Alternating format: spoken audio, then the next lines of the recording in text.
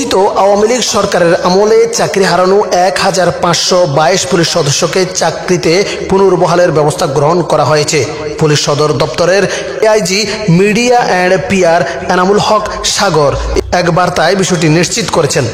Police সদর দপ্তর জানায়, বিগত সরকারের আমলে বিভিন্ন কারণে চাকরিচ্যুত পুলিশ সদস্যদের চাকরিতে পুনর্বহাল সংক্রান্ত 1522টি আবেদন পুলিশ হেডকোয়ার্টার্সে গ্রহণ করা হয়েছে।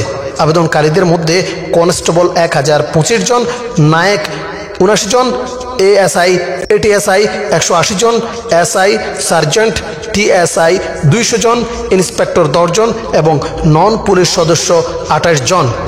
সদর দপ্তর থেকে বলা হয়, এসব সদস্যকে চাকরিতে পুনর্বহাল সংক্রান্ত আবেদনসমূহ পর্যালোচনার জন্য গত বছরের আগস্টে একজন ডিআইজির নেতৃত্বে কমিটি গঠন করা হয়।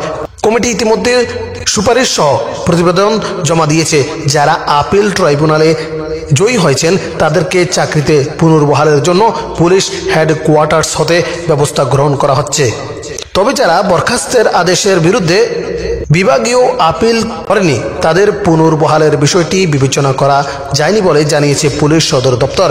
এছাড়া যারা বরখাস্ত অপসারণ আদেশের বিরুদ্ধে অ্যাডমিনিস্ট্রেটিভ ট্রাইব্যুনালে মামলা করেনি তাদের পুনর্বহালের বিষয় আইনগত কারণে বিবেচনা করা সম্ভব হয়নি বলেও উল্লেখ করা হয়েছে। এছাড়া চাকরিচ্যুত পুলিশ সদস্যরা যাতে ন্যায় বিচার পান সেজন্য পুলিশ হেডকোয়ার্টার্স আন্তরিকভাবে কাজ করছে। চাকরিচ্যুত পুলিশ সদস্যদেরকে শৃঙ্খলা পরিপন্থী আচরণ না করার জন্য পুনরায় অনুরোধ করা হয়েছে।